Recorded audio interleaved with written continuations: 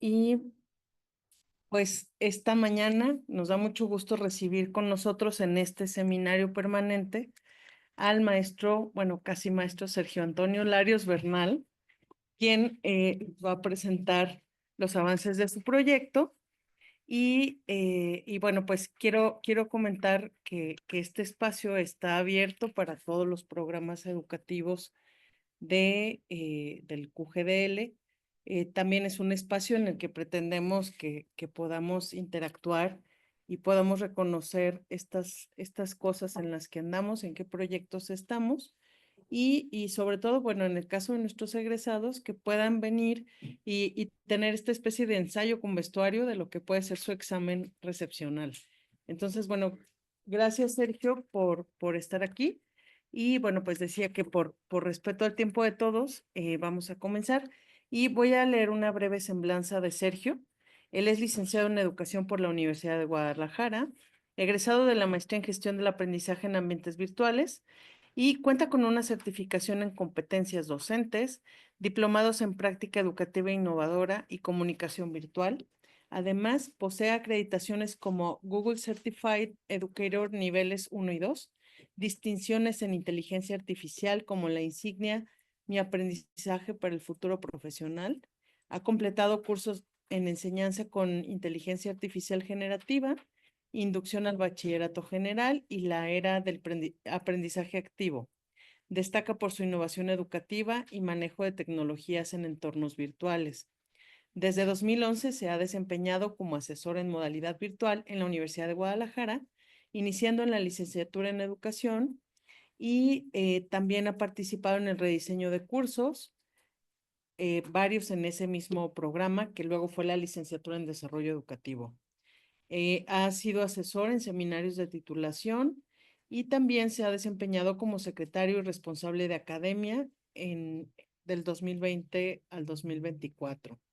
Actualmente trabaja en la preparatoria número 5 del Sistema de Educación Media Superior de la Universidad de Guadalajara y se ha desempeñado en diferentes roles de docencia, tutoría y gestión educativa.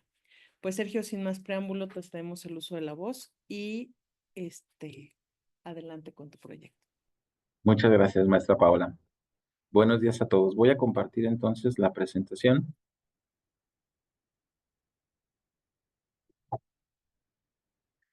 Y con ello, pues quisiera primero agradecer el espacio y posteriormente también, pues, comentarles acerca de esta presentación.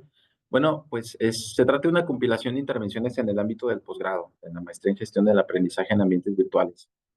Y ha sido, pues, muy grato para mí el que, pues, haya esta modalidad de titulación, porque permite que se presente lo que se ha realizado en la práctica, de todo lo que se ha aprendido, pues, en el posgrado.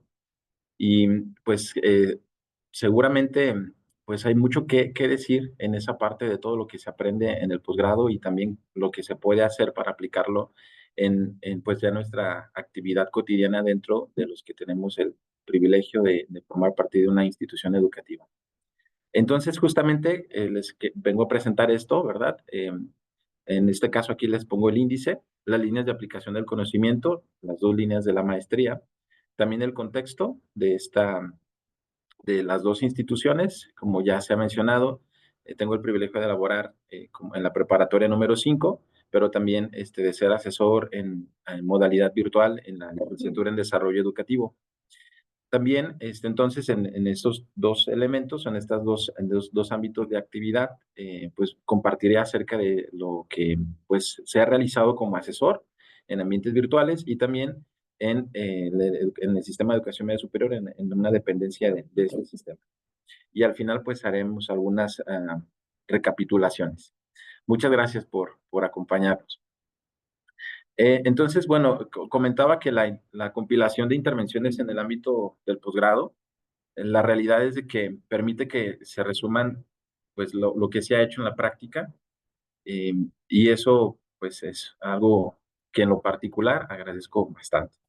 Las 2 líneas de acción de aplicación del conocimiento del posgrado son el aprendizaje en ambientes virtuales, las prácticas relacionadas con el diseño, la gestión, la implementación la evaluación del proceso de aprendizaje, y aquí quiero subrayar esta parte, porque justamente aquí en la evaluación es donde me adentré un poquito más.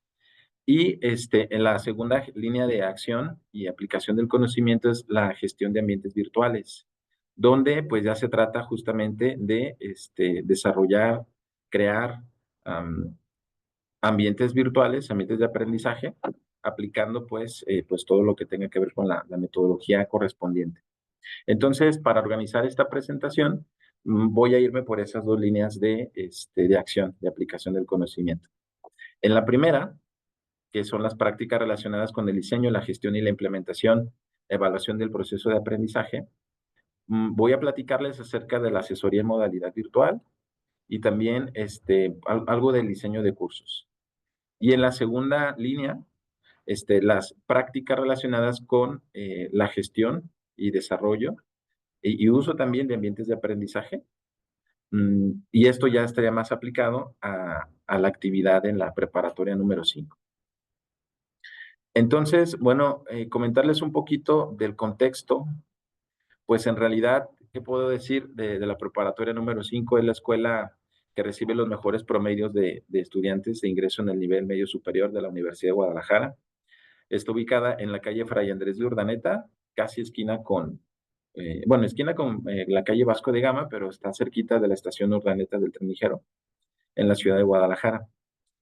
Y por otro lado, pues también tenemos está el UDG Plus ahora, que antes era el sistema de universidad virtual, que a partir del dictamen del año pasado, el dictamen número 1, 2024-135, pues ya se transforma en esta Dirección General de Universidad Virtual y Aprendizaje para toda la vida, y también la licenciatura o el programa donde realizó las actividades de asesoría, la licenciatura en Desarrollo Educativo, está adscrita en el QGDL. Entonces, bueno, ese es el contexto de las dos instituciones donde se desarrollan estas líneas de acción. Bueno, la práctica, ¿verdad?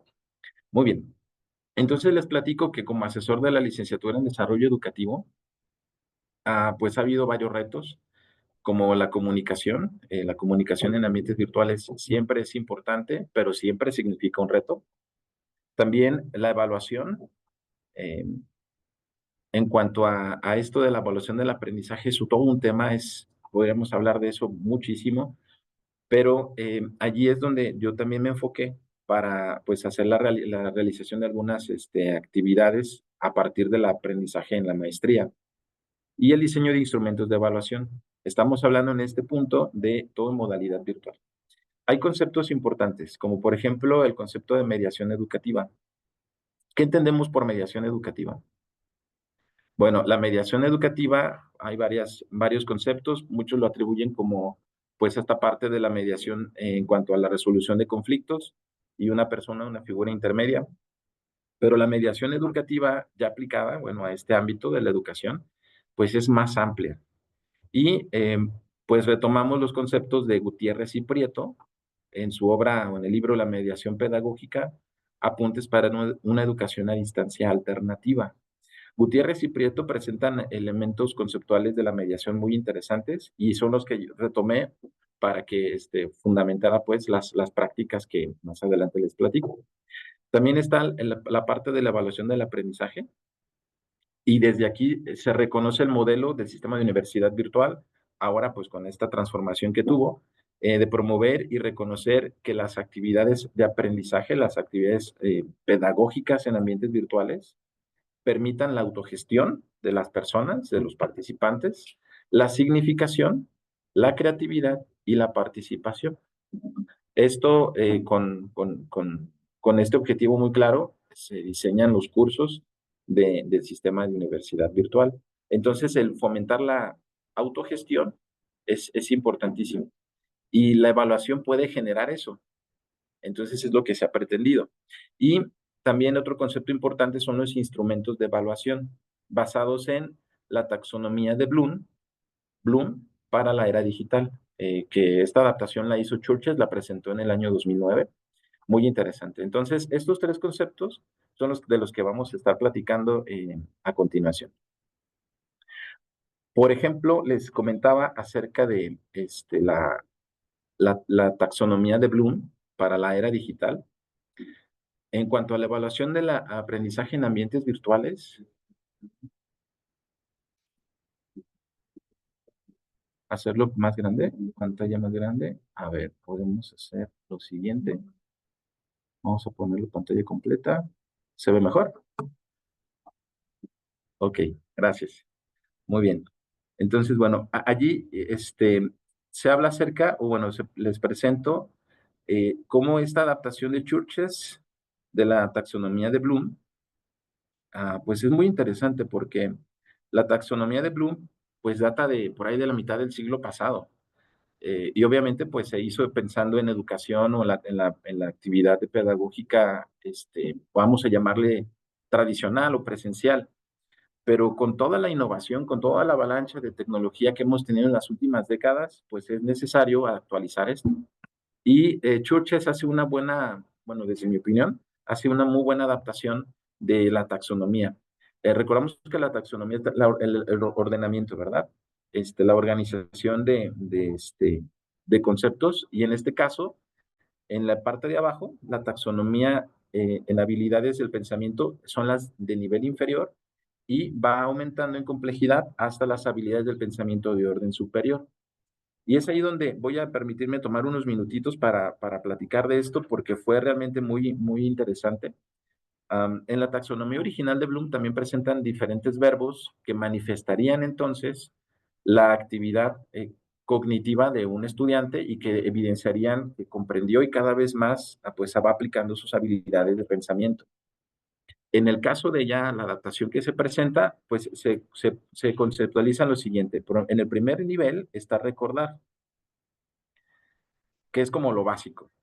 Y recordar implica habilidades como descubrir, listar, identificar, recuperar, localizar y aplicado a la información, a la era de la información en Internet, implicaría que una persona, un ser humano, aplique su capacidad cognitiva para identificar la información confiable en Internet o relevante para el objetivo que él persigue en su investigación.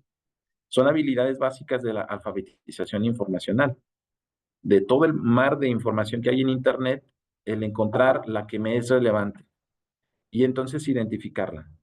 De ahí entonces reconocer o también el disponer, describir, identificar, esa es como la habilidad básica, ¿no? Es como la base de la pirámide. Después está la comprensión. Ya después de que el ser humano o el estudiante identifica el material en Internet la información que le es relevante, a continuación ahora ya pues busca pasar a un nivel más, que es la comprensión, donde construye un significado a partir de la información que consultó. Y esto ya permite una interpretación, una primera interpretación, y se puede manifestar con resúmenes, con inferencias o con explicaciones de qué tanto entendió esa persona, o el sujeto que aprende, qué tanto entendió la información que consultó. Y aquí pues ya obviamente pues vemos que sí ya es un nivel un poco más complejo, ¿no? Una habilidad de pensamiento más que solamente el recordar o el reconocer. ¿Y cómo se aplica esto en los ambientes virtuales?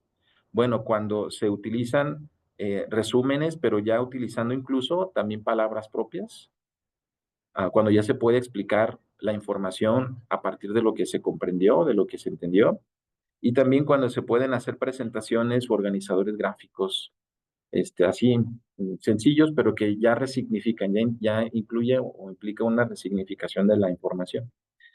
El tercer nivel ya, bueno, entonces recordar, comprender. El tercer nivel sería aplicar. Y este es bien interesante porque de nada sirve tener nuestra mente llena de información, dice Bloom, ¿no? Y también pues en esta adaptación, si no sabemos dónde la vamos a usar.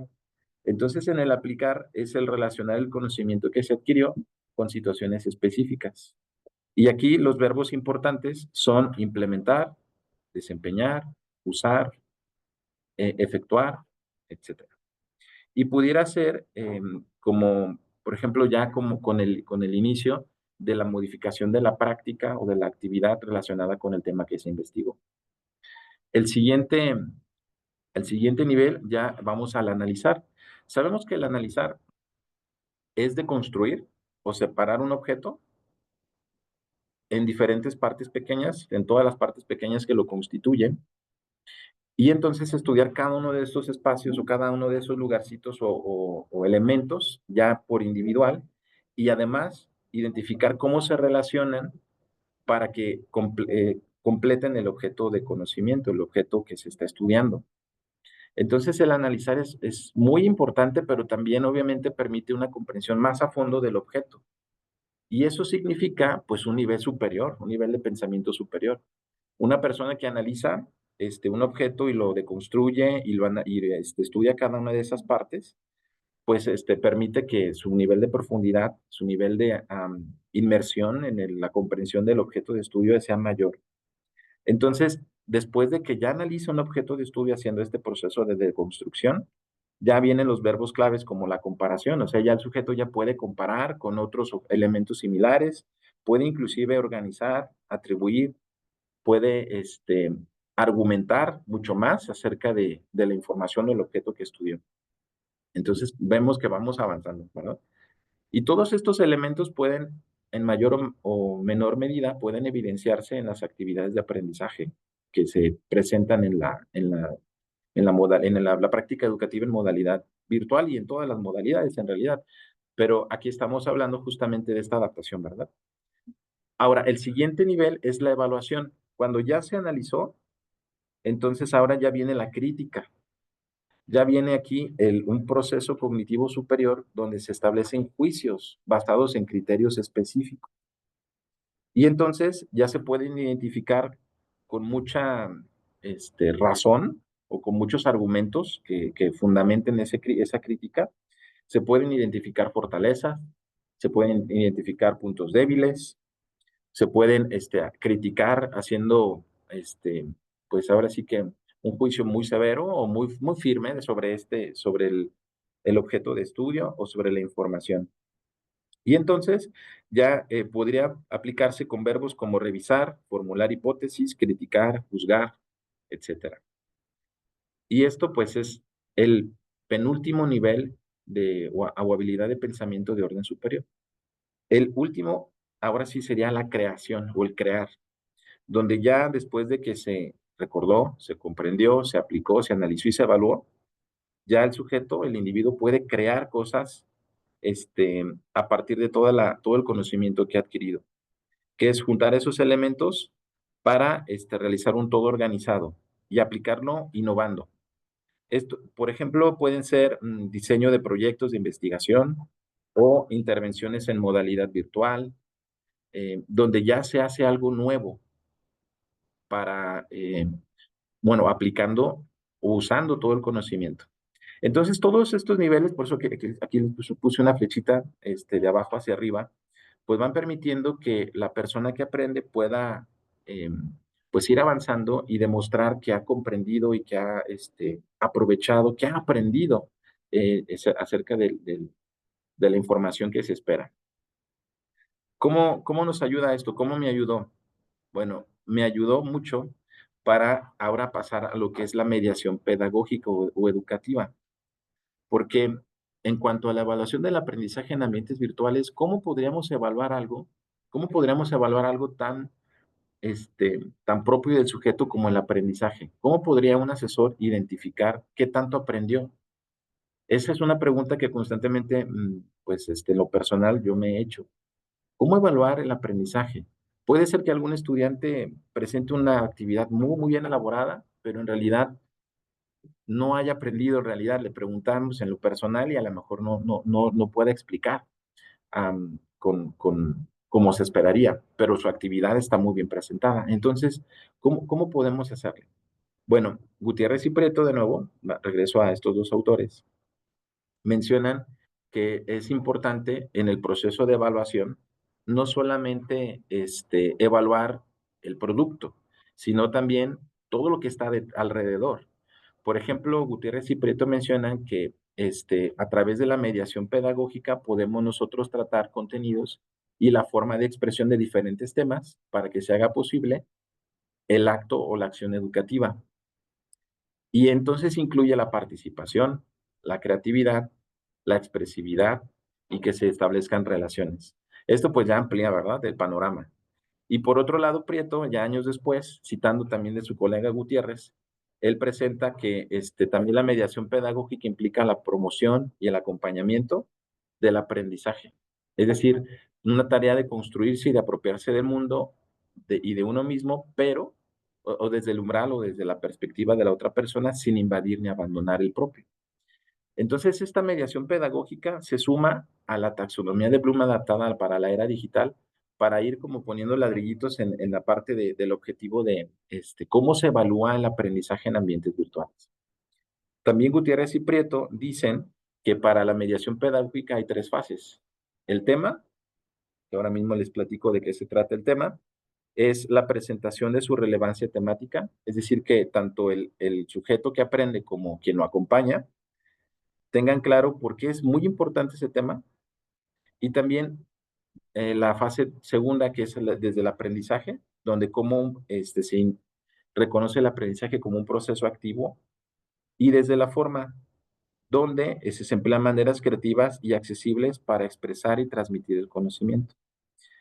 Entonces, según estos autores, la mediación educativa va más allá de la teoría, sino que también incluye las dimensiones del afecto, incluso lo emocional y lo social, y cobran esta relevancia en la educación a distancia para la motivación, porque, bueno, mucho se ha criticado, o quizás uno de los puntos más fuertes de crítica que se tiene de la educación en virtual es que es fría, que pues la persona que aprende está sola del otro lado de la pantalla.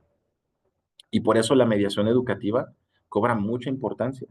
La figura del asesor acompañando y llegando a no solamente a mencionar o calificar una actividad, sino también acompañar afectivamente a la otra persona, es bien importante para que aumente la motivación, el compromiso, y entonces como que calentar un poquito, ¿no? La educación virtual, acercar un poquito más la educación virtual. Por lo tanto, la mediación educativa es muy importante. Yo la conceptualizo así, como un puente entre el asesor y los participantes, o los participantes y el asesor, o los participantes entre ellos también, ¿verdad? Pero estamos hablando, vamos a enfatizar la figura del asesor. Y ese puente estaría conectando pues a los que componen la comunidad educativa, y en medio pues está la tecnología, están los medios virtuales, están los recursos de aprendizaje, están las plataformas educativas virtuales, etcétera. Entonces, en ese sentido, pues la mediación pues conecta, ¿verdad? Conecta a un grado más que simplemente cognitivo. Bueno, todo esto se los platico porque de todo eso nace una estrategia para evaluar el aprendizaje en ambientes virtuales que sea un poco más objetivo, menos subjetivo, pero al mismo tiempo que se acompañe tomando en cuenta los elementos de la mediación educativa en ambientes virtuales. Este instrumento, esta rúbrica de evaluación, yo que les presento, trata de aplicar lo que es la taxonomía de Bloom, poniendo en la parte superior, pues las habilidades de pensamiento de orden superior, justamente. Y entonces, como enmarcarlas como más importantes, y de ahí hacia abajo. Esta rúbrica es un ejemplo de las varias rúbricas que aplico cuando asesoro en cursos en ambientes virtuales, en la licenciatura en desarrollo educativo. Y esto permite que me aleje o pretendo alejarme de la subjetividad. No sé si a ustedes, como estudiantes en ambientes virtuales, les llegó a pasar que en alguna ocasión recibieron una retroalimentación de una actividad, pero como que les generó más dudas que certezas. A veces, bueno, a mí me llegó a pasar. am, y entonces yo me preguntaba, ¿de verdad leyeron mi trabajo? ¿De verdad lo hicieron? ¿O qué pasa? Porque como que no me cuadra la retroalimentación con lo que yo hice o como yo creí que entendí el tema.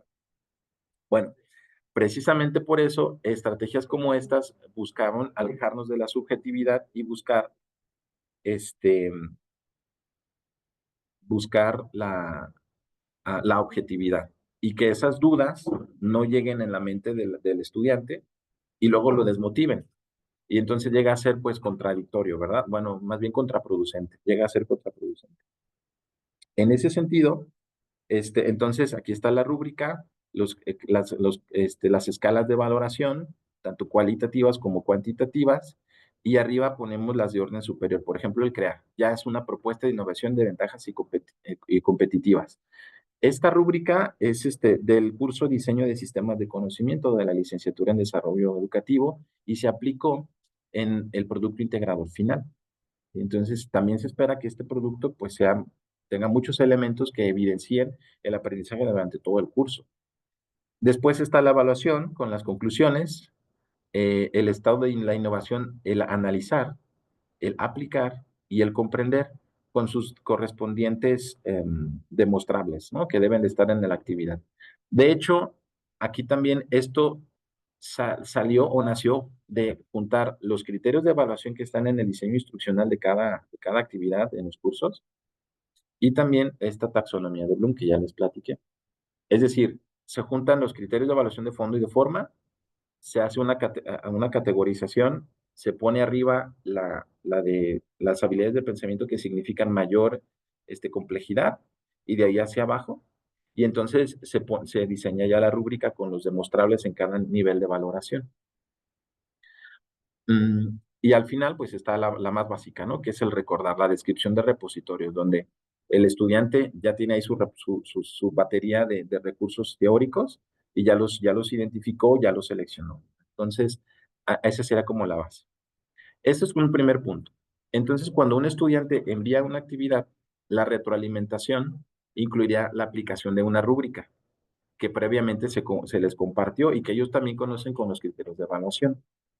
Después de ello, encontramos, a lo que yo busqué para ahora sí acobijar y acompañar y hacer una mediación más cercana, es hacer algunas preguntas, como por ejemplo, de hecho eso también a mí me ayudó muchísimo como parte de ser estudiante, que recibiera retroalimentaciones más cercanas, como por ejemplo preguntas, ¿cómo estás? ¿Cómo te ha ido? ¿O cómo está tu familia? ¿Cómo te has sentido? ¿Qué tal va tu día? Esas preguntas, cuando uno las recibe de parte de un asesor, calificando tu actividad, te cambian la perspectiva. Caray, se está interesando, ¿no? Ok. Este, pues, y entonces abre una puerta de comunicación, ya más allá del ámbito teórico, sino más bien ya abre una puerta de comunicación ya más humana. Y eso es lo que yo también pretendo y que aprendí también a partir de la maestría y con lo que hemos estado trabajando en la licenciatura, este, de acercarnos un poquito más. Y entonces, ya que se hizo ese acercamiento, también compartir un resumen de lo evidente o de lo encontrado a través de la aplicación de la rúbrica, ya evaluando la actividad como tal, donde se nos pide también tener identificado las fortalezas de la actividad y las áreas de mejora. Pero ya cuando se establece primero esas preguntas, esa comunicación más humana, pues ya la retroalimentación, si hay algo más que mejorar, pues ya llega suavecito, ¿no? Ya uno la acepta mucho mejor.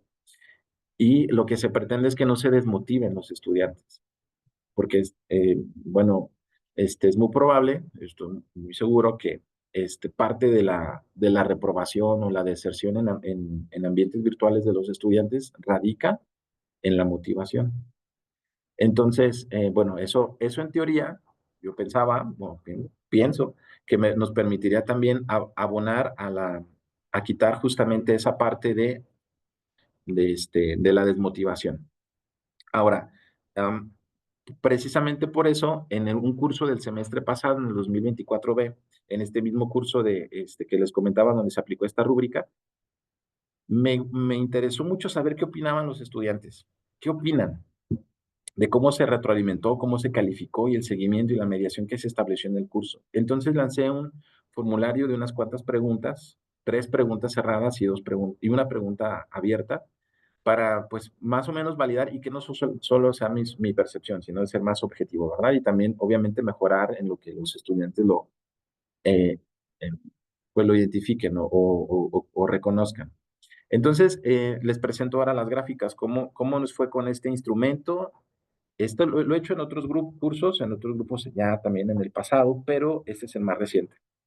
La pregunta de esta primera, este, de este primer estudio fue qué tan útil ha sido la retroalimentación que recibiste para mejorar tu desempeño académico. Había 4 elementos de respuesta, que es muy útil, útil, eh, poco útil o nada útil. Y bueno, las respuestas obtenidas son entre muy útil, con el 85,7%, y útil, no en respuestas negativas, lo cual me llenó de satisfacción. La siguiente es, ¿los instrumentos de evaluación han sido adecuados para medir tu desempeño? Y entonces, aquí en esta parte, pues también encontramos que también son opiniones muy similares, ¿verdad? 85,7 totalmente de acuerdo y 14,3 adecuado. No de respuestas negativas. Ahora, esto se aplicó al 41,1% del grupo, de los participantes en el grupo, una muestra del 40% aproximadamente. La tercera pregunta es, ¿cómo describirías el impacto de la retroalimentación en tu motivación y en tu proceso de aprendizaje? Y las mismas respuestas. Me llama la atención que son los mismos porcentajes, ¿verdad? Pero quiere decir esto, bueno, yo lo interpreto así, que pues todos los estudiantes tenían claro esa parte, ¿no? Y estaban o muy de acuerdo o de acuerdo, pero no les generó un obstáculo en su aprendizaje. Y ya de por sí eso, de entrada ya eso es muy favorable. Y esta pregunta abierta me llamó mucho la atención y creo que aquí destacar un poquito más, porque la pregunta es, ¿te gustaría agregar alguna observación particular sobre las actividades de aprendizaje o la forma de evaluación de este curso? Y entonces ellos ya tienen la oportunidad de expresar. Y como ustedes pueden leer, la mayoría de los comentarios son positivos.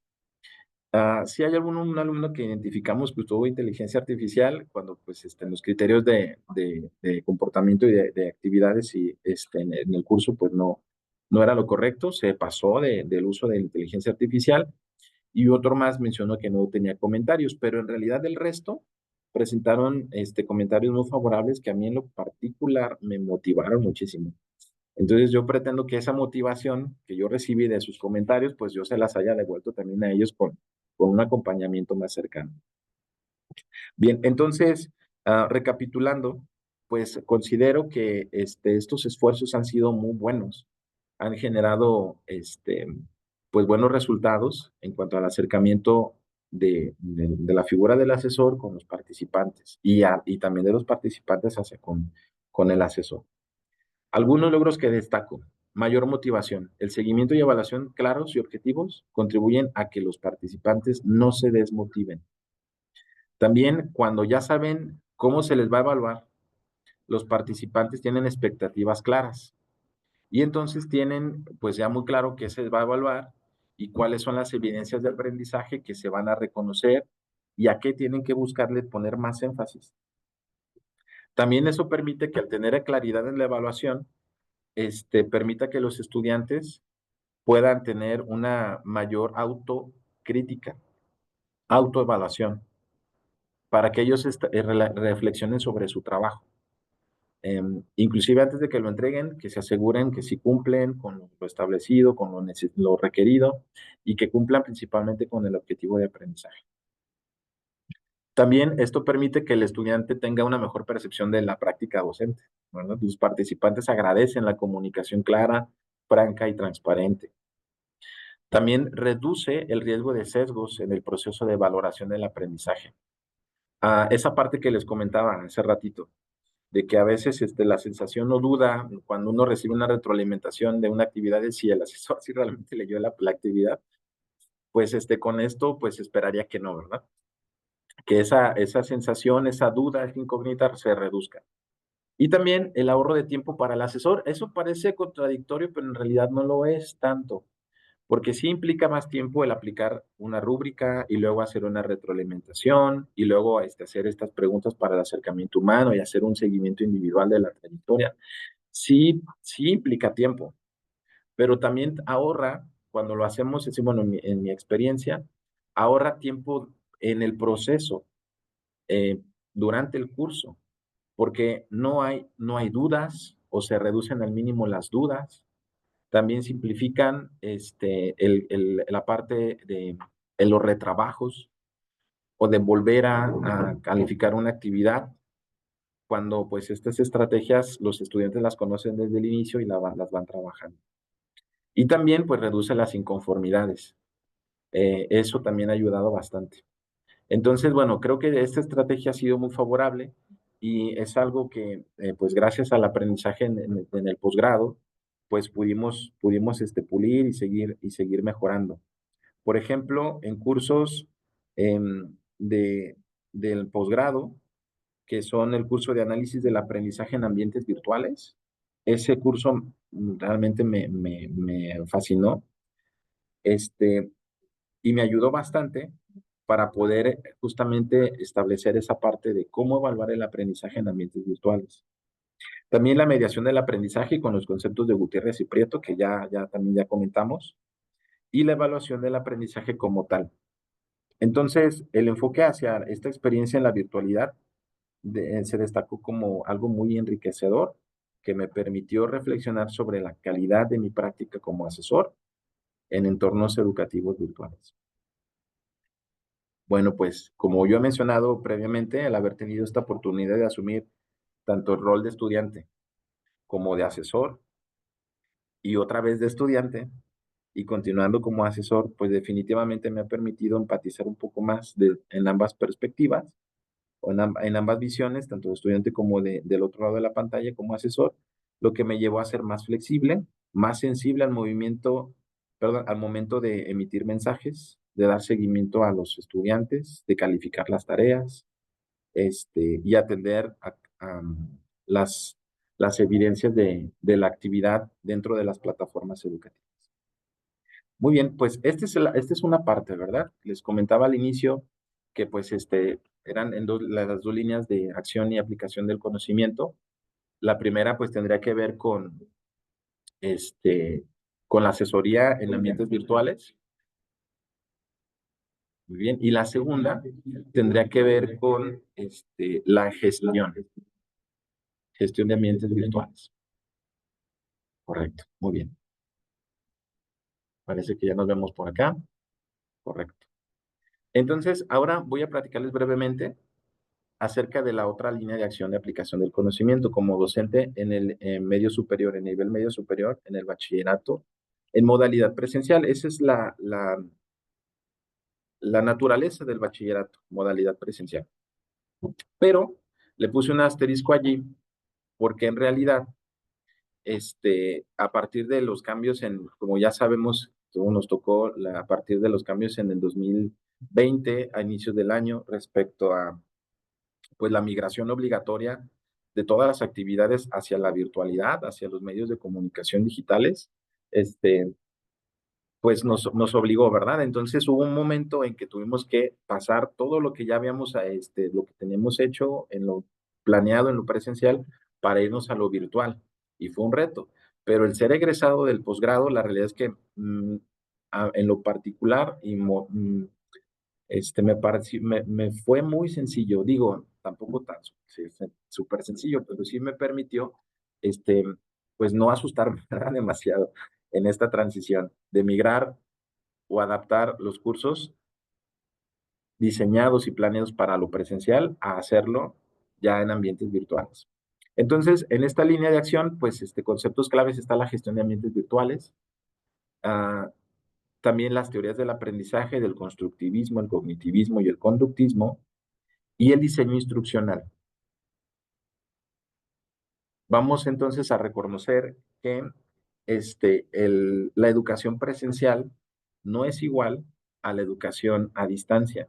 Desde la planeación, desde el diseño, desde los materiales, no serían, no son iguales, porque su modalidad, su actividad, su práctica es diferente. Entonces, no se trata solamente de migrar la planeación, el plan de clase de un profesor en lo presencial y migrarlo a lo virtual. No, no, esto sería contraproducente porque generaría más conflictos o problemas en cuestión del aprendizaje y de la dinámica y pondríamos al estudiante en un aprieto. Por eso retomo lo que la doctora María Chan menciona en su artículo Tendencias en el diseño educativo para entornos de aprendizaje digitales, ahí por la página 10 y en la página también 3 explica acerca de cómo el diseño educativo tiene que suponer más que solamente la tradicional clase verbal centrada en el docente, sino como bien menciona en la última frase de este fragmento que les copio, que les presento, es que es una nueva concepción multilingüística, multimediática y orientada a que el estudiante esté en el centro o que sea él el que con el diseño y con todo lo que, lo que se acompaña y se configura en un ambiente virtual de aprendizaje, el estudiante puede ejecutar o pueda realizar las actividades. Entonces es un cambio distinto, ¿no? Cambio importante. Ahora, como jefe del Departamento de Servicios Educativos que pues tengo esa asignación desde el año 2020, pues fue como la bienvenida, ¿no? La asignación como jefe de este departamento y 2 meses después, pues nos vamos a las casas porque estamos en aislamiento por la pandemia. Entonces, todas las áreas importantes de este departamento, que es orientación educativa, la coordinación de tutorías, biblioteca y recursos para el aprendizaje, pues ahora tenemos que buscar la manera de irnos y utilizar la tecnología para seguir acompañando el proceso educativo de la escuela, porque el Departamento de Servicios Educativos no es un departamento académico como tal, es un departamento de acompañamiento a las actividades sustantivas de la escuela. Entonces, por ejemplo, la orientación educativa pretende acompañar al estudiante en el ámbito de la salud mental y emocional, las tutorías en el ámbito académico, la biblioteca recursos para el aprendizaje para darles materiales a los estudiantes para que sigan estudiando, realizar sus actividades y tareas. Entonces, en este departamento, pues cobijamos a los estudiantes, los apoyamos, los acompañamos para que transiten en su preparatoria con el mayor éxito posible. Y en ese sentido, desde el ingreso, pues se buscó la actualización del curso de inducción al bachillerato. Esto fue un reto, porque si bien sí usábamos plataformas educativas ya en la prepa, usábamos el Moodle mucho, pero no eran cursos totalmente virtuales. Entonces, a partir de la obligatoriedad de irnos a nuestras casas por la pandemia, entonces ya tuvimos que hacerlo virtual. Y es ahí donde todos los aprendizajes del posgrado pues vienen a ayudarnos, a echarnos la mano. Y entonces permitió que esto fuera un poco más amigable, ¿no? Esta transición. Y ahí, por ejemplo, en la página 10 del artículo que ya les comenté de la doctora Chan, se menciona también que considerar la comunicación también, la interacción en los ambientes educativos virtuales es clave y más en niveles básicos de educación, porque entre más básico sea el nivel, más necesidad tiene el estudiante de un acompañamiento, de una figura que le esté explicando. A niveles ya de educación superior, pues se espera que ya el estudiante tenga más herramientas para la autogestión y la organización, pero en el ámbito de educación básica, y sabemos que la prepa o el sistema de educación media superior ya está en esa categoría, aunque también es un puente entre la educación básica y la educación superior, pero se tiene que tener mucha comunicación con los estudiantes. Entonces, retomamos que los conceptos de los 4 espacios importantes de un ambiente educativo virtual, que es el espacio de información, el espacio de interacción, el espacio de producción y el espacio de exhibición, para que se fomente siempre la comunicación entre los estudiantes. Y entonces, a continuación les presento cómo, bueno, tuvimos que aquí hacer una suma de las bondades de la plataforma educativa Google Classroom con estos 4 espacios y la teoría de migrar o de adaptar o de diseñar, gestionar ambientes educativos. La plataforma Classroom, pues de entrada permite pues varios espacios para la comunicación, la interacción, Pero entonces es donde nosotros empezamos con el primer espacio de la información, dejar muy claro qué se espera que haga el estudiante, con qué lo va a hacer, cuándo lo va a hacer, con quiénes lo va a hacer y qué se espera que realice como evidencia. Entonces, tratamos de ser lo más sencillo, simplificar lo más que se pueda la instrucción y la información para que el estudiante no se pierda en tantas letras. Lo que también sabemos es de que, pues, cada vez, pues, la lectura o la comprensión lectora de los estudiantes, sobre todo en niveles básicos, pues tiene que seguir mejorando. Por lo mismo tratamos de ser muy, muy claros en las instrucciones. Entonces aquí les presento un ejemplo de una instrucción y de la información ya configurada en el curso de inducción. Recordar que el curso de inducción va dirigido a los alumnos de primer ingreso y tiene objetivos claros, ¿no? No es una materia como tal, pero sí es como el primer curso que les presenta la dinámica, cómo se efectúa en la prepa, también sus derechos y obligaciones, también las características del programa de estudio, del programa del bachillerato que van a estudiar, etcétera, etcétera. Entonces, bueno, ahí está un ejemplo del espacio de información. Después el espacio de interacción. La ventaja de Google Classroom es que es muy intuitiva y facilita el intercambio de información. Aquí les pongo un ejemplo de cómo también se buscó decirle a los profesores que nos apoyaron impartiendo el curso de inducción desde sus hogares, cómo ellos también tengan comunicación constante con los estudiantes. Esta es una captura de pantalla de lo que se hizo en el 2020, en ese quiero dejar claro eso, fue la primera edición de ese curso de inducción totalmente a distancia. Y entonces se buscó pues que los asesores tuvieran esa comunicación con las dudas de parte de los estudiantes, de los participantes. En este espacio es dentro de la misma actividad, pero sabemos que está el tablón de novedades como se presenta aquí, o también en correos y mensajes individuales, también se puede, entonces nos lo permitió bastante.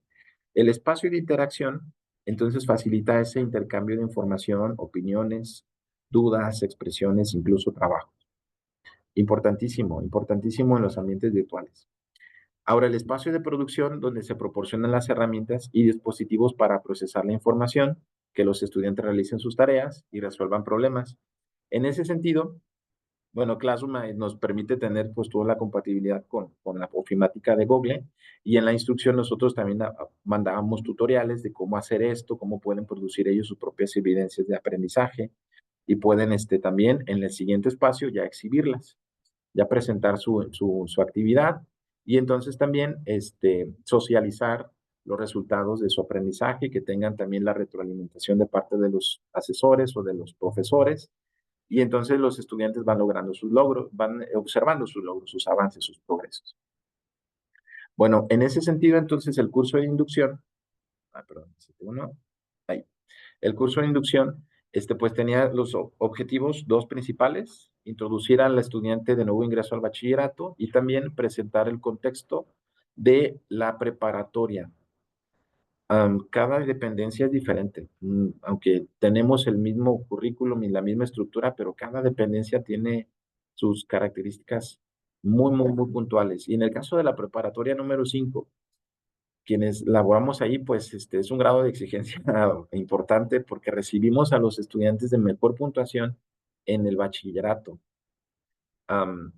Además, hay muchas auditorías, bueno, hay auditorías constantes.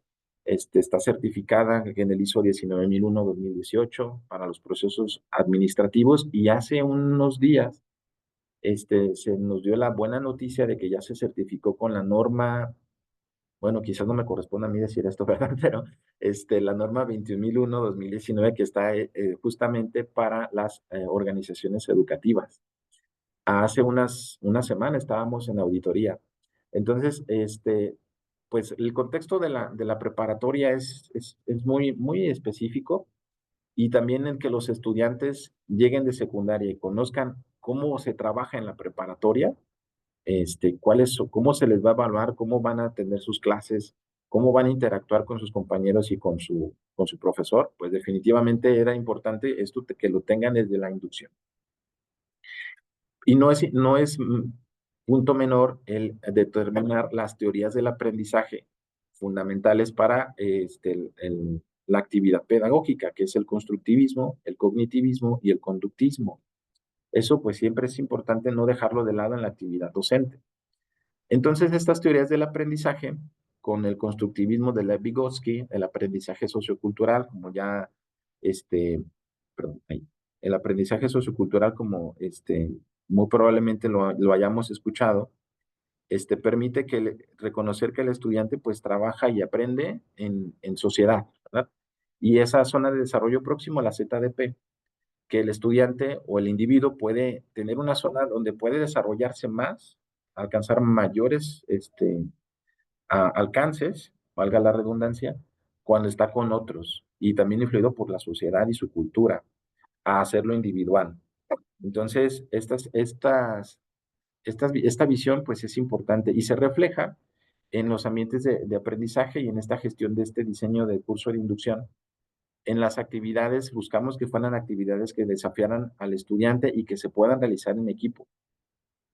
También que hubiera andamiaje con recursos que puedan usarse para aprender de manera autónoma, con tutoriales, por ejemplo, y también con videos que expliquen alguna información. En la segunda teoría es el cognitivismo, con David Ausubel, el aprendizaje significativo, que ya sabemos que es parte de la conexión con conocimientos previos, que también permite fortalecer la atención y la memoria, y se pretendió aplicarlo en el curso de inducción con actividades dinámicas que captaran la atención y reforzaran la memoria, como por ejemplo pruebas rápidas o desafíos. Tratamos de que el curso de inducción no fuera muy monótono, sino que también las actividades fueran que permitieran que el estudiante este, adentrara a la información que se le estaba compartiendo. Y también la última teoría es el conductismo. Pues es quizá la teoría más viejita del conductismo, quizás tiene muchos detractores, pero los ambientes virtuales y sobre todo en ambientes de educación o en lo básico, esto del estímulo, del reconocimiento ayuda bastante. Entonces, pusimos también allí, incluimos esto con test y exámenes autocalificables que permitieran que el estudiante pudiera identificar dónde me equivoqué, cómo me fue y darle oportunidad de que lo volviera a enviar o volviera a hacer el cuestionario para que entonces a prueba y error o ese estímulo respuesta con la retroalimentación automática de que nos permiten los formularios de Google, poder tener pues una mejor respuesta y aprovechamiento de los temas. Bien, y entonces, bueno, en todo esto, pues se buscó que el diseño instruccional fuera muy sencillo y tratamos de migrar o comparar esto en la instrucción, que se dejara muy bien qué y ponerlo en una introducción breve. ¿Cómo, con quién? Las instrucciones claras, punto 1, punto 2, punto 3. ¿Con qué? Los materiales o recursos de aprendizaje. ¿Cuándo? Las fechas de inicio y las fechas de término que estén muy claritas. Y la evaluación estableciendo los criterios de evaluación y el uso también de rúbricas. Muy bien, pues entonces con ello tratamos de aplicar todo aquello de la gestión de ambientes de aprendizaje. ¿Qué se logró? Bueno, en aquel primer instancia de este curso, pues se mejoró mucho la comunicación o se hizo una muy buena comunicación. El porcentaje de reprobación fue mínimo. Después se tuvo que hacer un curso extraordinario para todos aquellos que tuvieron sobre todo problemas de conectividad. Pero al final siempre se nos solicita, o sea, tenemos el objetivo del 100% de aprobación y eso se logró. También logró la mejora en la disponibilidad de datos para el análisis y toma de decisiones, el hacer más eficiente el acceso a datos de evaluación individuales, grupales, por grupo, por curso. Eso permite que haya más numeralia, ¿verdad? Más elementos que compartir porque la plataforma genera pues estos datos tanto cuantitativos, sí, principalmente cuantitativos. También se lograron los objetivos institucionales, esta meta de la aprobación del 100%. Imaginémonos, ya cada quien de nuestras casas, cuando siempre estábamos acostumbrados a trabajar con los estudiantes viéndolos frente a frente, pues sí fue un reto y se logró el que no hubiera reprobados. Al final, lo que todos pasaran, mejor dicho, su curso y tuvieran esa información. También la inclusión de la tecnología. Sabemos que la tecnología es algo ya del día a día. Entonces, se necesita que los estudiantes desarrollen habilidades digitales enfocadas a su formación continua. La flexibilidad para que los estudiantes puedan acceder al contenido de las asignaturas desde Internet o desde sus cursos en Internet. Y también la eficiencia, la facilidad del aprendizaje adaptado a las necesidades actuales. Cabe mencionar que el uso de plataformas, aunque uno pudiera darlo por hecho, pero en realidad sí necesita, sobre todo en niveles básicos o de educación como el bachillerato, sí necesitan que se les explique cómo hacer, cómo navegar, cuáles son la dinámica y la interacción que posibilitan las plataformas. Porque los estudiantes están muy acostumbrados a usar el celular, pero no para estudiar, ¿no? Entonces, la inducción siempre es importantísima. Bien, pues recapitulando, les puedo platicar que al diseñar este curso de inducción para los jóvenes de primer ingreso, se identificó la importancia de ir más allá de simple migrar contenidos.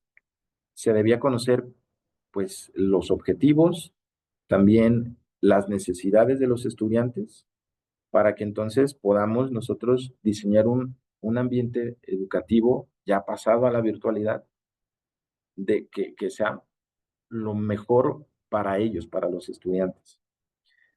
Preguntas que nos hicimos en el equipo de diseño ahí con los coordinadores de tutorías y los orientadores educativos de la prepa. ¿Qué necesitan saber los estudiantes? ¿Qué saben ya los estudiantes del contexto de bachillerato y de la preparatoria? ¿Qué relevancia tiene la información que les vamos a presentar para ellos? ¿Es fácil de entender? ¿Cuál es la mejor forma de presentar la información para que ellos la comprendan y se apropien de ella? ¿Qué productos o qué materiales o qué recursos son los más adecuados para que los estudiantes evidencien su aprovechamiento?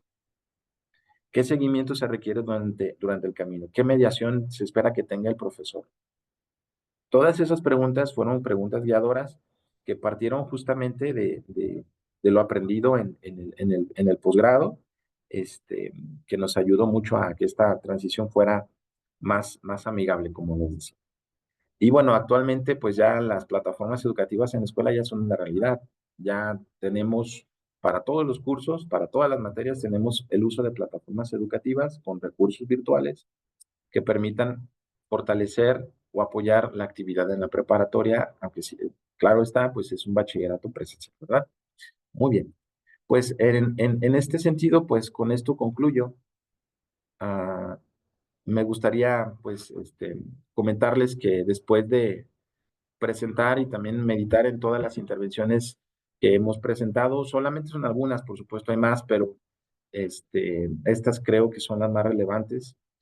Yo concluyo que los ambientes virtuales de aprendizaje siguen avanzando y nos van a ayudar bastante para que podamos nosotros potenciar el proceso educativo, tanto de si estamos en una modalidad presencial, la tecnología en los ambientes virtuales son un gran apoyo, como si estamos totalmente inmersos en la práctica educativa en ambientes virtuales.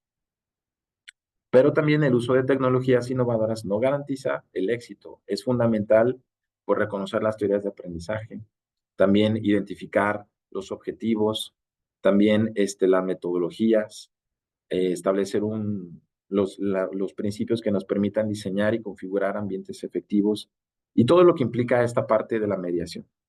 En ese sentido, definitivamente los conocimientos que fuimos adquiriendo en la maestría, pues fueron muy importantes.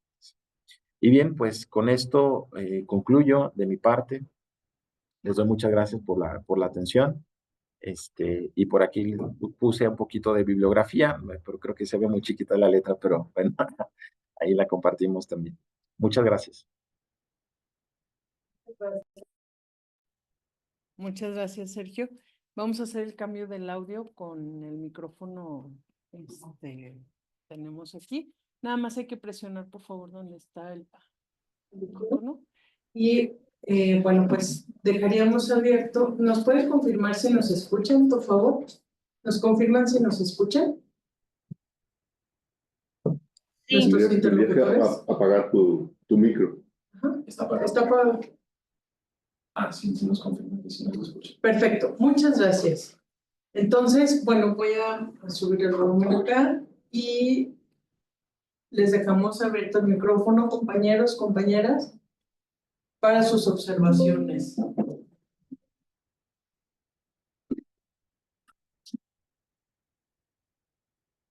En lo que se animan, yo tengo 3 preguntas. ¿Estás listo? Muy bien. Estamos listos. Perfecto. Bueno, gracias primero por aceptar esta invitación, Sergio.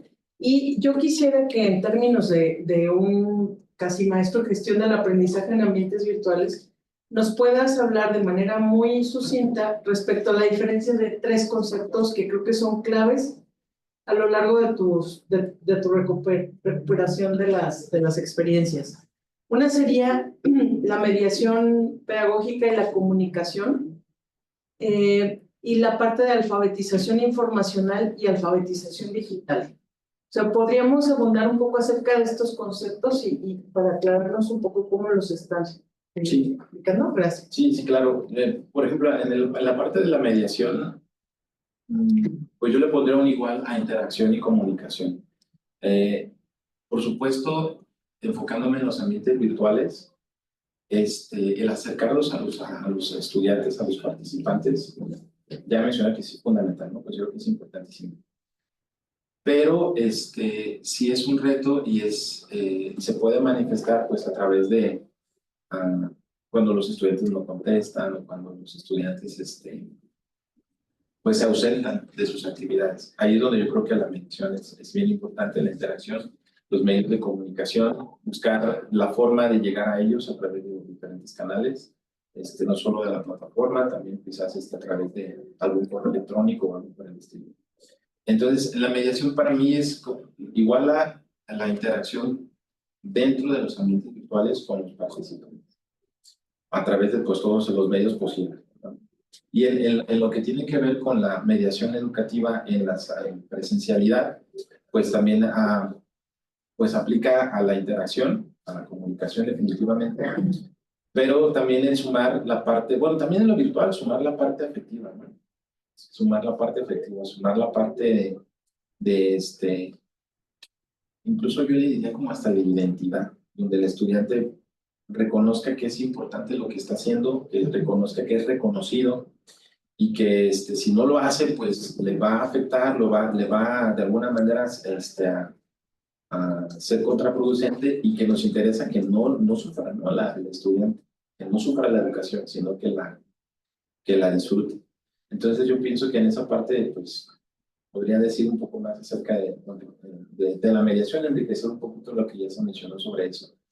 Y me gustó mucho lo que Gutiérrez y Preto mencionaban, me gustan mucho sus conceptos, de que la evaluación la mediación, perdón, es ver la perspectiva de la otra persona, lo que necesita, sus anhelos, sus necesidades, pero sin perder mi propia perspectiva, mi propio lugar. Y entonces así facilitarle a esa persona su proceso de aprendizaje.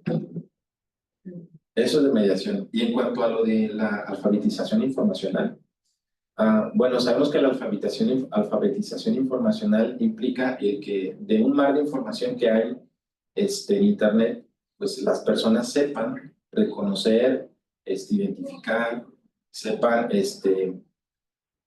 criticar o quitar la información que no sea verídica, que sea de fuentes que no son muy confiables y darle prioridad a la información que sí le va a ayudar a lograr sus objetivos. Entonces, desde lo más básico, como navegar en Internet y reconocer una información confiable y tener criterios de identificación de esa información, hasta también el tener la comprensión y la identificación de dónde puede encontrar esa información. Porque, pues, hay un montón de opiniones en Internet. Y la alfabetización informacional yo la reconozco como esa parte de que la persona, el internauta, el usuario, pueda reconocer que entre todo ese mar de información, cuál es la perlita, cuál es la información que sí le va a ayudar y cuál discriminar cuál información no. Son habilidades que los internautas o todos los que hacemos investigación o buscamos información en Internet debemos de tener. Y es súper valiosa porque hay muchas noticias que son falsas, muchas noticias mediáticas, pero no sustentadas. Y esta parte de la alfabetización es algo muy, muy importante. Y el tercer elemento que comentaba maestra, ¿me lo recuerda, por favor? Sí, la alfabetización digital. La alfabetización digital. Ah, ok.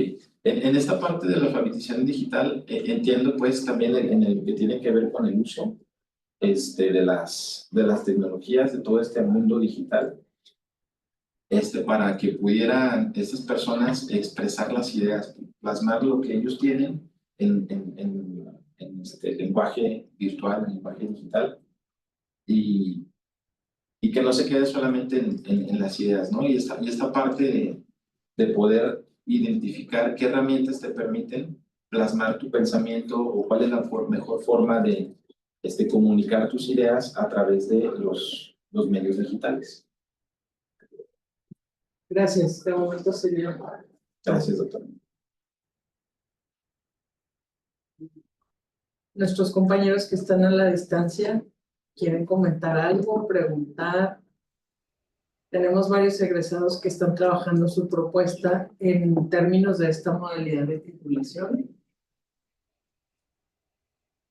Maestra Paola, Dígame, ¿participar? doctora.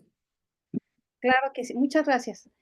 Pues primero que nada, felicitarlos, ¿verdad? Por la actividad que están realizando, ya que esto permite a los estudiantes posesionarse aún más de su trabajo. Y en este ámbito de la memoria, de la evidencia profesional, a manera de compilación, pues da muestra, ¿no? De cómo cada uno de los compañeros que están estudiando su maestría, pues tienen la posibilidad de mejorar su propia práctica educativa para no nada más en el ambiente virtual, sino también en el presencial, lo cual da la persistencia y la permanencia y la posibilidad de la utilización de los recursos digitales de manera adecuada para vincular la teoría con la práctica, algo que dejó reflejado Sergio en las actividades que realizó al ir dando esos procesos y esas pautas de cómo fue vinculando, ¿verdad? Esta situación mediática tan importante que es la mediación educativa como parte de la acción educativa, ese hecho que se consume día a día de manera diferente, pero con sus características muy particulares, ¿no? Felicidades. Sí, doctora. Rafa. Sí, bueno, tengo varias, pero una tendría que ver con un estudio que hicimos. Nuestro caso fue también en bachillerato, que fue el bachillerato en línea. Lo que hicimos fue analizar la presencia de las competencias transversales en los cursos. Y lo que encontramos fue una disparidad muy grande, digamos. En el caso de las competencias transversales en particular, había competencias que tenían que ver principalmente con comunicación, como dices, lo que es la parte de escritura, fundamentalmente lectura, escritura. Eran como competencias que se repetían todo el tiempo, los estudiantes tenían que estar trabajando en ello, y las demás caían muy rápido. Entonces, la pregunta es, digamos, en tu caso, que has estado trabajando con rúbricas, con esta esquema que maneja Bloom y que se ha adaptado por los mecanismos que comentaste al caso de educación en línea, ¿qué observas? O sea, observando, digamos, nuestros programas y luego también en el caso del bachillerato, ¿cómo se distribuyen? A mí me llamaría la atención cómo se distribuyen estas competencias o cómo observas, digamos, la participación de esas competencias desde recordar hasta crear en los cursos, en el diseño de tus rúbricas. O sea, ¿qué es lo que sobresale? ¿Cómo está su representación en la formación que ofrecemos? Sí, no, pues muy interesante la misión. Bueno, esta parte de la taxonomía de Bloom aplicada para la era digital, la aplicamos en un curso de licenciatura. Entonces, en el curso, en el bachillerato, en todo lo que es este diseño del curso de inducción, usamos rúbricas basadas en criterios de evaluación de fondo y de forma. También tratamos de que sea con este orden de taxonomía, pero la realidad es de que en esta transición sí tratamos de simplificar mucho. porque en efecto los estudiantes que vienen de secundaria, pues sí les cuesta bastante, sí les cuesta algo de trabajo el migrar o el empezar a utilizar las tecnologías, las plataformas, el leer un texto y comprenderlo, realizar un resumen, lo básico, que sería desde recordar hasta resumir, esa parte sí vemos que llegan con ciertas deficiencias, con muchas áreas de oportunidad de mejora. Y entonces, pues lo que se ha buscado hacer es pues, fortalecer esa competencia, ¿no? Fortalecer esa habilidad, priorizando pues la lectura, priorizando que generen elementos que sean más, que ellos mismos los realicen y que no sea tan fácil copiarlos de internet, ¿no? Pues sí, o plagiarlos.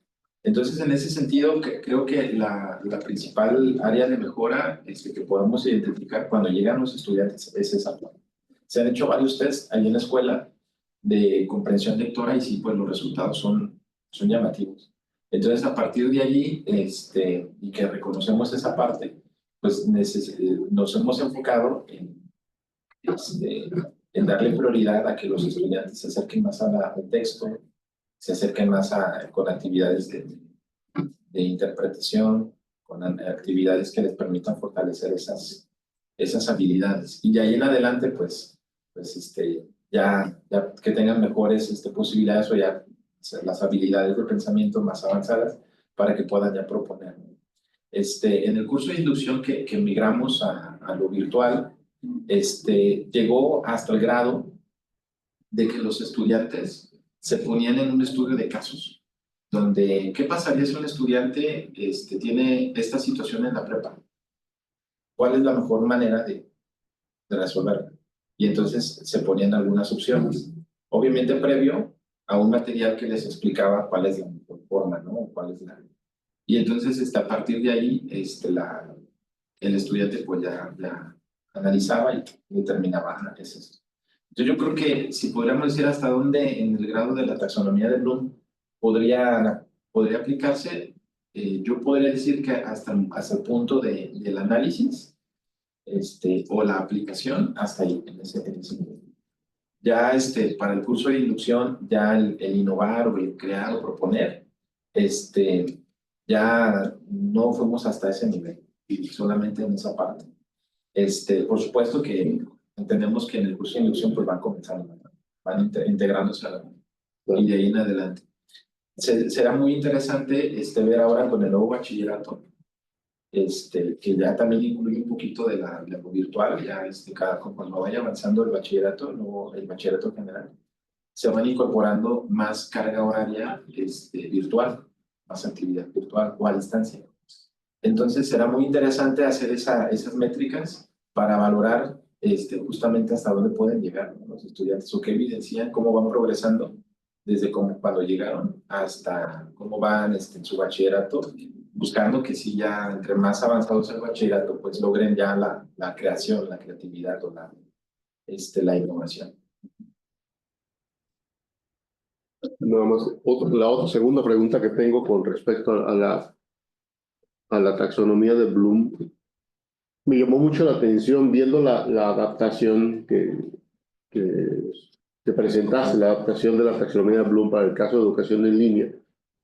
Todas las actividades que se proponen o que se observa que se realizan en la educación en línea, y me quedé pensando, dije, bueno, es que si los estudiantes de presencial no hacen eso, pobrecitos. O sea, había mucha riqueza de actividades ahí que uno esperaría que no sea nada más propio o característico de la educación en línea, sino que uno esperaría que fueran actividades que se realizaran también en una educación presencial, en una sociedad cada vez más digitalizada. Entonces, dada tu experiencia en el bachillerato,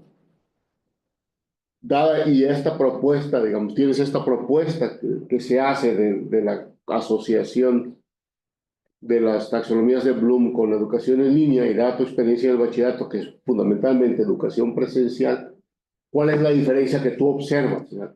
Esa es la diferencia que ellos observan y que proponen, ¿no? Los autores, ¿cómo se llama esto? Sí, sí, buena pregunta también. Bueno, es que creo que desde mi marco de visión, aquí la modalidad virtual en la que yo como asesor pues estoy desempeñándome, pues es a nivel superior. Sería muy interesante a nivel en ese mismo nivel educativo, pero buscarlo así en lo presencial, a ver qué diferencias podrían haber, ¿no? Ahorita la comparación que yo podría hacer, pues estaría en el bachillerato y luego en la licenciatura, porque en el bachillerato es donde, pues es en lo presencial, pero lo que sí puedo decir es de que los estudiantes, aunque son nativos digitales, aunque, como bien dijo, se esperaría por lógica que sean usuarios de la tecnología y que pues hasta con un ojo cerrado y una mano atada en la espalda pudieran manejarse en ello, en los ambientes virtuales, pero es sorprendente que los estudiantes utilizan su celular, bueno, así lo recibimos de prepa, utilizan su celular para jugar, para comunicarse. Son expertos en eso, para enviar textos, pero para buscar información, para apropiarse o para inscribirse en algún curso abierto, buscar videos inclusive que educativos, no. Inclusive ponerlos enfrente de una computadora y escribir con sus 5 dedos, con sus 10 dedos, también es algo que no hacen, pues están acostumbrados al celular. Los dos dedos. A dos dedos, exacto. Impresionante, así lo recibimos. Una buena mayoría de los estudiantes así llegan de secundaria. Entonces, yo he aprendido que el concepto o la idea de que, pues, como son nativos digitales, pues ya, pues, per se ya conocen y van a navegar en Internet como unos expertos, la realidad es que no. La verdad es que no. Por eso yo creo que en los ambientes virtuales, inclusive en ese nivel, sí tendrían que tener un poco más de presencia del asesor, más presencia social, que también es un concepto que se ha manejado y que también hemos visto pues en la investigación, la presencia social del profesor, del asesor, más cercana para guiar a los estudiantes. Porque si esta autogestión, esta organización hasta de los tiempos de los adolescentes todavía están en proceso, todavía se está construyendo. Y ya a nivel licenciatura, pues la parte de la aplicación de estos niveles de taxonómicos, pues ya yo sí observo que ya están más adentrados a lograr ya los niveles incluso de propuestas. Por ejemplo, en el curso el otro curso que asesoro, el desarrollo de mediaciones educativas virtuales, los estudiantes ya logran hacer un pilotaje a través de la identificación de una necesidad educativa y luego proponen la solución basada en estrategias de mediación educativa virtual y luego ya lo realizan en pequeño, en chiquito, hacen un pilotaje. Entonces, pues sí, de tener los estudiantes en bachillerato así, con esas necesidades de autogestión, de comprensión lectora y también de alfabetización informacional al bachillerato, pues sí, creo que sí es, desde mi visión, pues sí, como que la comparativa, pues sí es diferente, ¿verdad? Pero de alguna manera, pues también creo que eso es muy favorable, muy positivo, porque quiere decir que los estudiantes que ya están en la licenciatura y que ya tienen la habilidad del pensamiento de orden superior de crear, de innovar, de proponer, pues quiere decir que de preparatoria como lo recibimos, como ya están en su nivel de licenciatura, pues sí ya van en progresando, van creciendo. Y eso, pues, creo que es lo que yo destacaría. Gracias. Gracias a usted. Muy buenas preguntas.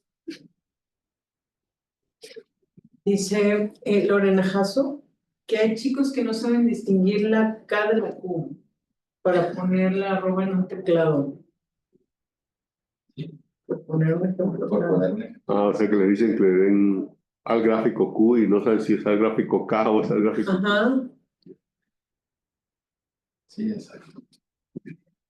Aprovechando esta parte de los estándares de los que hablabas y de esta tendencia en la educación media superior que describes de tu escuela, ¿qué opinión tienes respecto a las certificaciones en tecnologías para estudiantes que están en bachillerato? ¿Están explorando al respecto? Sí, bueno, es que en el contexto de la prepa, la primera certificación de ISO fue enfocada a las actividades administrativas. Y sí, el ISO 2019, perdón, 19.1/2018 está enfocado administrativo. Pero la escuela, al ser una organización educativa, pues ahí muchos nos preguntamos, bueno, está muy bien que tenga esta certificación, es un plus para la escuela, permite que la organización tenga más fundamento, que los procesos avancen y que se enfoque a que el estudiante pueda tener un certificado más rápido o tener una atención administrativa mucho mejor. Pero ¿y la parte educativa? Entonces eso sí fue una interrogante que muchos nos hicimos, yo me incluyo. Por supuesto que sí. Pero al final sí vemos las bondades de las certificaciones, porque sí permite identificar fortalezas, identificar habilidades, y sí ayuda bastante para poder tener metas de mejora continua. Aunque sea en lo administrativo en un inicio, sí fue muy favorable. Ahora que ya la administración de la escuela buscó el certificarnos en la certificación con esta norma, la 21.1/2019, que ya sí está enfocada a lo educativo, yo sí observo que hay un cambio así de visión y que ya nos involucra a nosotros como profesores. Les decía, hace una semana pues estábamos en auditoría y nos revisaron pues todo lo que tiene que ver con los planes de clase, los acuerdos de academia, el seguimiento que se da ya en la práctica. Y todos esos indicadores pues sí impactan o sí tienen que ver con la organización de la dependencia, pero ya que tienen una conexión directa con la práctica educativa ya de los profesores. Entonces yo considero que sí es mucho, es más trabajo. Considero también que es algo que quizás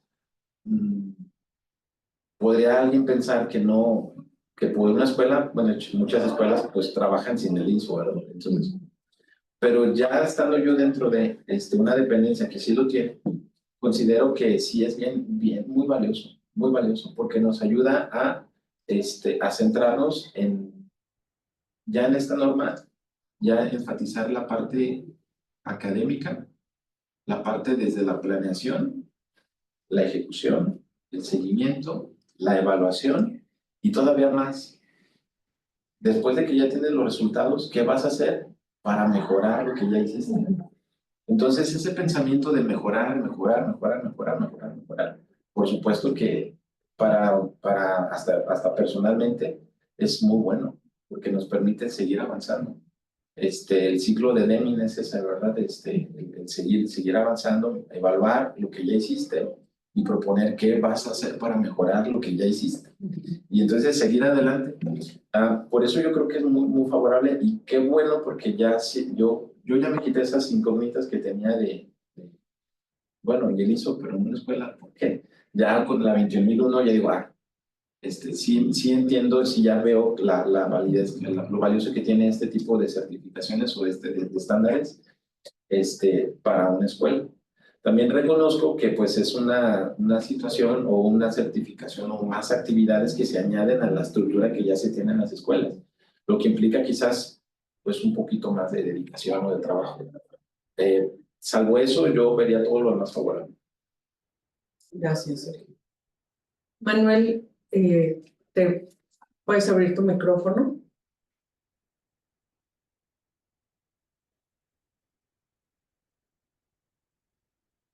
¿Nos escuchas, Manuel? Ahí está ya. Sí. ¿Qué tal? Buen día. ¿Me escuchan? Sí. Bien, muchas gracias. Pues bueno, primeramente quiero agradecer el espacio. Personalmente, bueno, también estoy trabajando en mi proyecto de memoria de evidencia profesional. Entonces, este evento es bastante enriquecedor pues también para mi quehacer, ¿no? Y lo que viene después. En muchos o algunos de los temas aquí expuestos coinciden justo con lo que estoy trabajando. Y pues muchas felicidades también por compartir estos temas y pues por todo el trabajo realizado. Yo tengo una duda como muy particular. Una vez que se realizó la migración de estos cursos presenciales a modalidad virtual, teniendo ya como esa perspectiva, ¿hay algo que hubieras cambiado como parte del proceso? Digo, comprendo que en ese momento el tiempo pues fue crucial, ¿sí? Y se nota que ya había experiencia y ya había dominio, pero ahora ya como con esta perspectiva, ¿hay algo que te hubiera gustado como hacer distinto? Y esa sería mi pregunta. Y gracias, muy buena pregunta, Manuel. Sí, creo que ya en retrospectiva, yo creo que ese diseño, perdón, que ese diseño, el primer diseño que hicimos, es que lo hicimos en, no sé, quizás hasta en semanas. Fue el factor tiempo, como bien lo mencionas, es clave. Yo creo que eso sí fue lo que fue un reto principalmente. Ahora, ese curso, te platico que ya fue, bueno, conforme iban avanzando las ediciones de ese curso, fueron avanzando también en las mejoras, se fue puliendo. En un inicio, pues la instrucción, la información estaba muy resumida, muy objetiva, lo cual buscamos que así fuera, para que no generara confusión en los estudiantes. Pero también nos dimos cuenta de que era importante incluir más el diseño instruccional, más la información que se presentaba para los estudiantes. Y entonces eso fuimos mejorando, el diseño instruccional. Otro elemento que mejoramos, identificamos que sí necesitábamos cubrir más, son los materiales, porque en la primera edición pues los materiales fueron muy básicos, un video de YouTube y un formulario, por ejemplo, o el manual de inducción con alguna lectura en específico y después una evidencia de su aprendizaje, de su significación. Pero era muy básico. Entonces ya conforme fuimos avanzando en el diseño y las ediciones de los cursos de inducción, ya buscamos que los materiales educativos fueran más significativos, bueno, más que permitieran que el estudiante se apropiara más fácil de las actividades. También buscamos que tuvieran cuestionarios con retroalimentación directa, donde el estudiante, por ejemplo, contestaba la pregunta a ese caso a ese supuesto que mencionaba hace ratito. Si tú tienes este problema en la prepa, ¿cuál sería la mejor manera de solucionarlo? Y entonces, que al escoger la respuesta, el mismo material le diera una retroalimentación. Esa no es la respuesta. Podrías buscar otra y entonces así, que el mismo material sea, retroalimente al estudiante y entonces que el estudiante vuelva a intentarlo para que identifique cuál es la mejor forma de atender esa situación. Eso lo fuimos mejorando también, los materiales. Y un tercer elemento que también vimos que si era necesario mejorar era la parte, quizás ahí fue no tanto de la plataforma ni del diseño, de la gestión de ella, sino con los profesores. Porque los profesores con años de experiencia trabajando presencialmente y ahora pásalos a que den seguimiento en las plataformas, eso fue un reto. Entonces, inclusive la pregunta clásica o clave de los maestros, de varios, ¿cómo voy a calificarles esta actividad? Y entonces fue también el estar con los maestros y decirles cómo la plataforma se configura para que califique o cómo retroalimentar o cómo inclusive jalar las calificaciones de un formulario, jalarlas a la plataforma para que en automático aparezcan los indicadores, ¿no? Las calificaciones, los promedios. Esa parte también fue bien significativa. Y bueno, tuvimos varias reuniones con profesores para pues quitarles un poquito el miedo, ¿no? A trabajar utilizando las plataformas, utilizando, pues, estando ahí del otro lado en los ambientes de aprendizaje virtuales. Y bueno, favorablemente, yo considero que ya la última edición del curso de inducción, que fue el semestre pasado, pues ya el curso, ya el diseño ya era totalmente diferente. Inclusive ya lográbamos hacer videos de los mismos encargados de las áreas para comunicarles a los estudiantes la información actualizada. Por ejemplo, siempre tuvimos la colaboración del maestro Jurado, que es el director de la escuela, que siempre muy dispuesto grababa videos con mensajes para los estudiantes. Entonces, pues tener un video de tu director hablándote, pues ya tiene otro impacto, ¿no? O el encargado de becas, el maestro Sergio Méndez, también siempre muy dispuesto a grabar videos para comunicarle la información a los estudiantes. Entonces, todo eso yo creo que fue lo que sí identificamos. Quizás no luego, pero sí en el proceso, ya en la práctica dijimos, si necesitamos fortalecer esto, y al final lo de la participación de los docentes en cuanto a estar del otro lado de la pantalla con los muchachos en los cursos de inducción.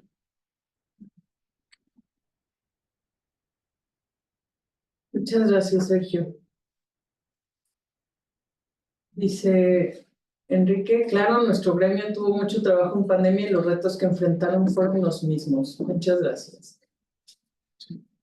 Bien. Yo tengo una duda y me quedé un poco con la duda porque vas presentando el propedéutico, el diseño del propedéutico, y luego presentas una diapositiva de logros.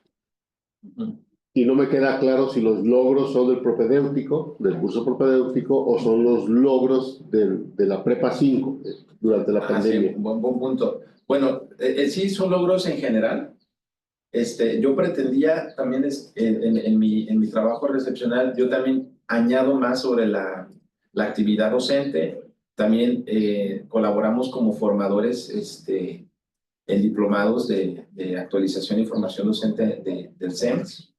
Y también dentro de los departamentos, en el departamento de matemáticas y en el departamento de filosofía y humanidades, dimos algunos microcursos de capacitación para el uso de plataforma. Eso está en mi trabajo, pero ya vi que el tiempo no me va a dar para presentarlo aquí. Entonces, pero sí lo de los logros, sí fue considerando toda esa parte de la actividad que es la práctica que se hace en la escuela. Y sí, ahí sí están a nivel como preparatoria, podríamos decirlo así. Y entender, bueno, lo dejé porque el curso de inducción pues es un ladrillito, ¿no? Un ladrillito de toda esa pared. Pero sí tiene razón. Ajá, lo pregunto porque en general lo que se ha comentado mucho en relación con la pandemia es que a muchas escuelas, en particular escuelas del ODG, pero no necesariamente escuelas públicas, escuelas privadas, pues nos fue bastante mal con la pandemia, todas las que son lo que eran las escuelas presidenciales. O sea, yo conozco casos de escuelas privadas que cerraron, se quedaron sin estudiantes. Conozco a algunos directores de escuelas secundarias, de primarias públicas que también me han comentado de todas las dificultades que enfrentaron para poder trabajar con los estudiantes, la ausencia de infraestructura, la falta de práctica de los estudiantes para hacer cosas diferentes con la tecnología, o incluso en el caso de escuelas públicas, pues la carencia de dispositivos, ¿no? Sí, todos los niños estaban usando el celular del papá o de la mamá para hacer todas sus actividades. Entonces en ese contexto, y dada la diapositiva que presentas, pareciera que la Prepa 5 realmente le fue muy bien. Entonces, pues quisiera aprovechar que estás aquí, digo, con todo lo choteada que puede estar la pandemia. O sea, ¿qué tan bien realmente, o sea, le fue a la Prepa 5? En términos de la diapositiva diríamos excelente, le fue muy bien. ¿Estarías de acuerdo o modularías ese muy bien con algunas algunos problemas en particular? O sea, ¿qué nos dirías? Sí, bueno, es que aquí esta parte se hizo un análisis del logro, del impacto, que fue, por supuesto, un reto, pero sí se hizo un análisis, un estudio. Están los índices de aprobación, están los promedios de clases, están también los indicadores de la actividad del profesor.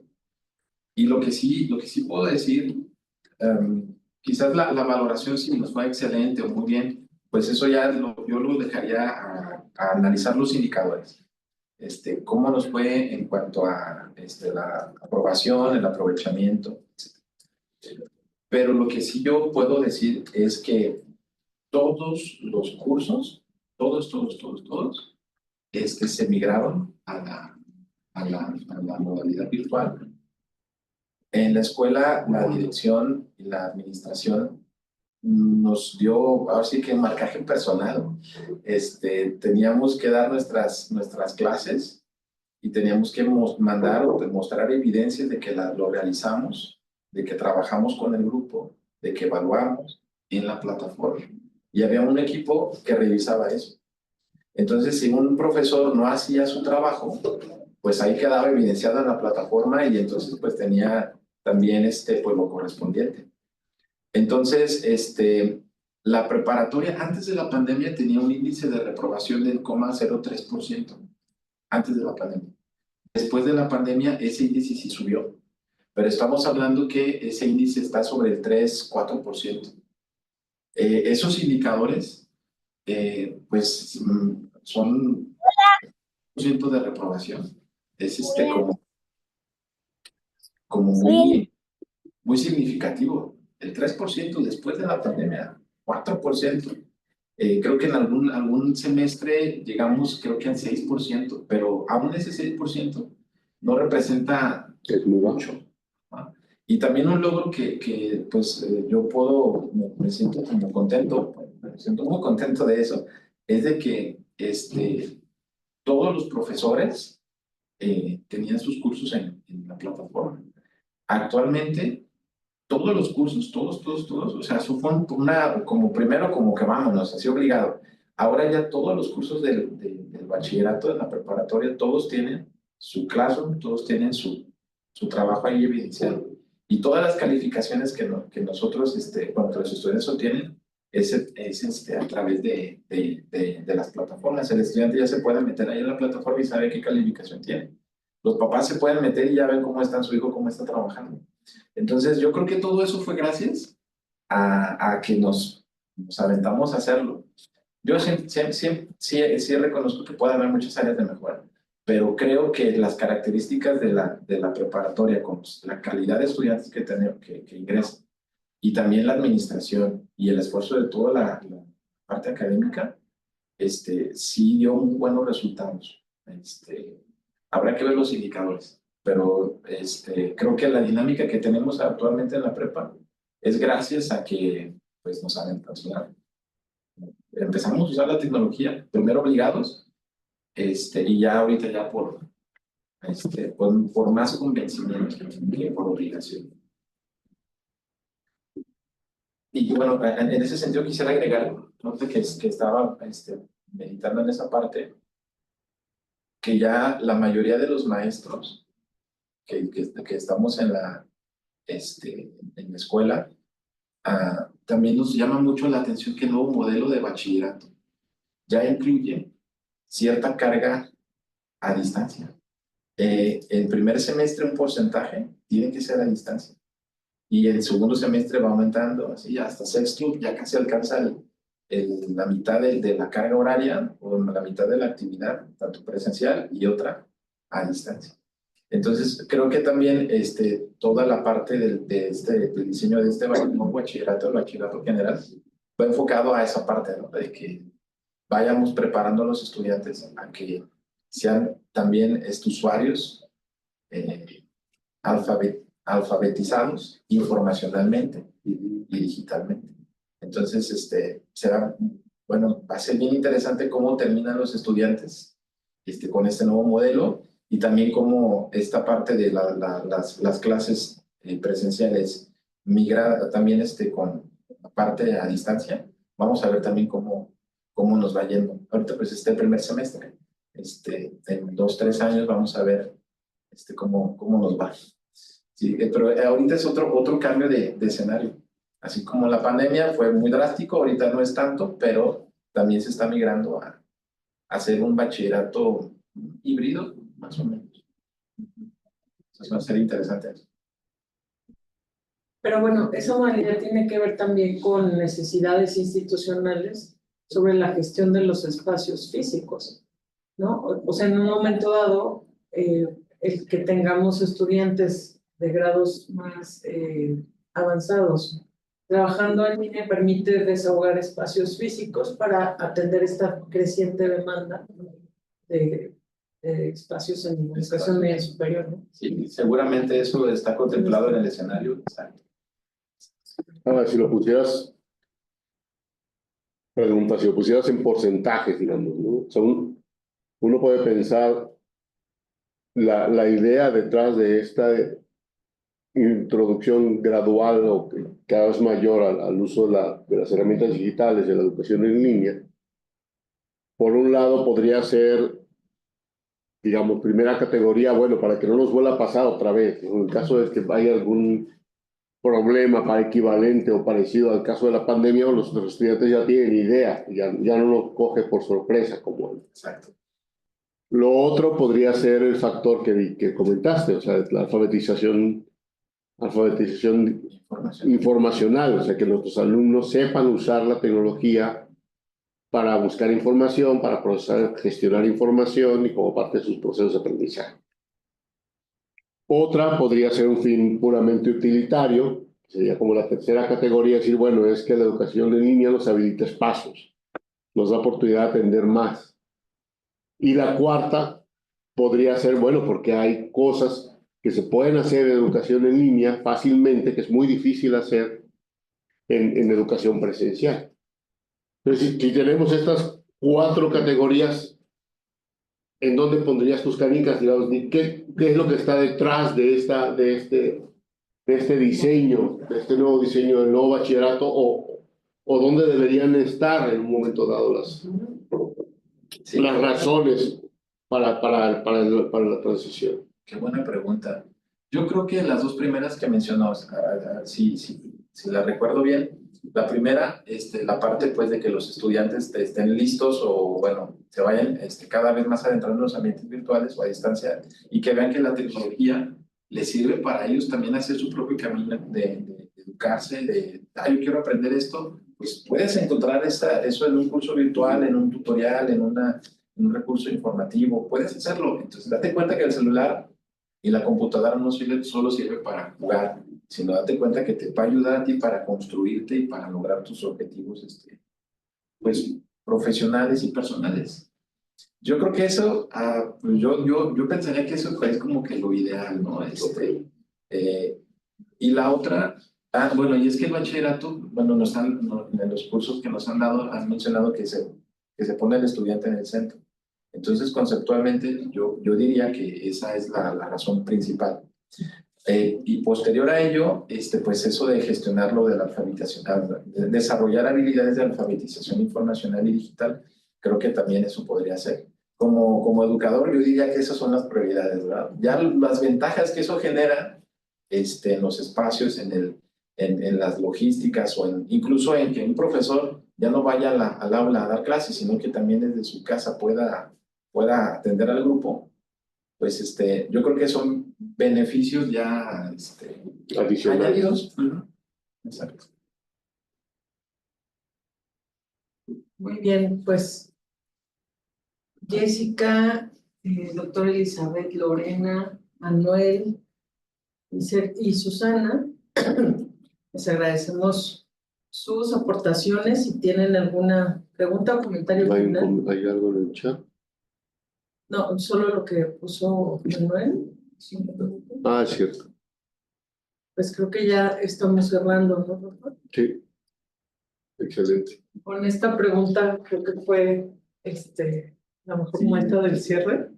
Y bueno, pues agradecemos nuevamente a todos su presencia voy a dejar de grabar y los invitamos el próximo viernes a la sesión en donde vamos a tener también a nuestra egresada María Fernanda Saldívar Prado, que nos va a presentar su proyecto sobre literacidad en la educación superior, el estudio que hizo en la maestría en gestión del aprendizaje en ambientes virtuales y que fue la acreedora al premio Núñez el año pasado. Entonces, bueno, pues les agradezco a todos. Voy a dejar de grabar y les invito a que quienes puedan hacerlo habiliten su cámara